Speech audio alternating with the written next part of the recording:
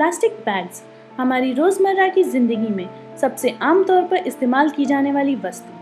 Plastic bags पॉलीओलेफिन hydrocarbon से बनता है। ये पॉलीओलेफिन हाइड्रोकार्बन क्रूड ऑयल या फिर नेचुरल गैस से प्राप्त होता है। प्लास्टिक बैग्स 3 तरह के होते हैं: हाई डेंसिटी, लो डेंसिटी और linear low density. High density bags मजबूत होने के कारण लोग उनका इस्तेमाल दुकान पर सामान खरीदने में या फिर सब्जी खरीदने में करते हैं। लो डेंसिटी प्लास्टिक बैग्स पतले होते हैं, इसलिए इनका इस्तेमाल लॉन्ड्री या रेस्टोरेंट जैसी जगहों पर किया जाता है, जहां पर कपड़ों और खाने की वस्तु को इनमें लपेटा जाता है। Linear low density plastic bags high density और लो डेंसिटी प्लास्टिक बैग से ज़्यादा मजबूत होते हैं। साथ ही इनमें चमक होने के कारण इनका इस्तेमाल ज़्यादातर कपड़ों की दुकानों में किया जाता है। मिसेस नंदू एक हाउसवाइफ हैं।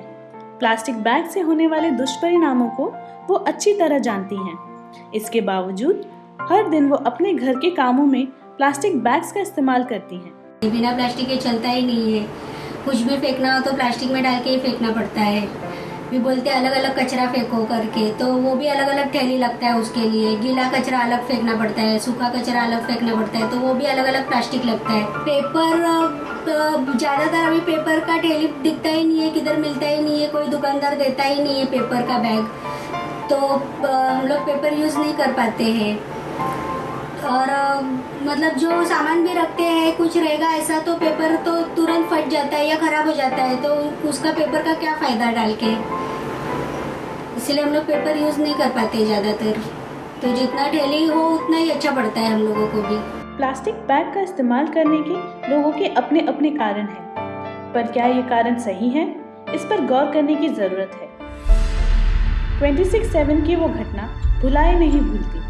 आज भी वो दिन याद करके हमारे रोंगटे खड़े हो जाते हैं। उस दिन बहुत से लोगों के घर तबाह हो गए थे। कितने लोगों के अपने उनसे हमेशा के लिए बिछड़ गए थे। लग रहा था जैसे इस कभी न सोने वाले शहर को किसी आफत ने डरा कर सुला दिया था। पूरा शहर जैसे थम सा गया था। वैसे तो बाढ़ आने के बहुत से कारण बताए जाते हैं, जैसे मुंबई के ऊपर क्लाउड बर्स्ट होना, मुंबई के ड्रेनेज सिस्टम का खराब होना। पर बाढ़ आने का एक और अहम कारण भी है, जिसे रोका जाता तो शायद इतनी बर्बादी नहीं होती, और वो कारण है हमारा बेपरवाही से प्लास्टिक बैग का इस्तेमाल करना।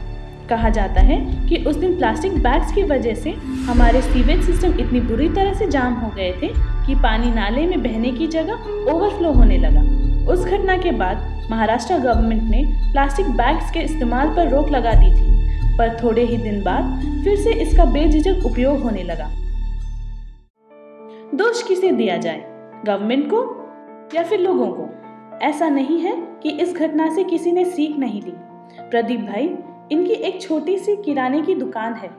26/7 की बारिश में उनकी दुकान में 5 फीट तक पानी भर गया था। तो हमारी दुकान में 26 जुलाई को 4 साल पहले यहाँ पर कम से कम 4 फीट दुकान के ऊपर पानी था। उस दिन के बाद उन्होंने प्लास्टिक बैग का इस्तेमाल करना ही बंद कर दिया। प्लास्टिक की थैली इसलिए नहीं देते क्योंकि यहाँ पर बहुत मतलब बम्बई में जहाँ भी थैली देते हैं लोगों को, तो वो सब थैली कटर में जमा होती है। उससे बारिश में 26 जुलाई को जो पहले हुआ था वो अभी दोबारा होना नहीं चाहिए। और मतलब 26 जुलाई को बहुत लोगों की जान गई थी, और अभी अगर इसके ऊपर अपन ध्यान नहीं देंगे तो और इससे भी ज़्यादा तकलीफ आ सकती है मुंबई के लिए, पूरे हिंदुस्तान के लिए।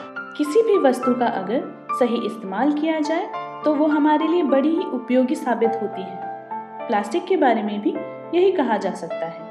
अब हमें इसे कैसे उपयोग करना है, ये हम पर निर्भर है।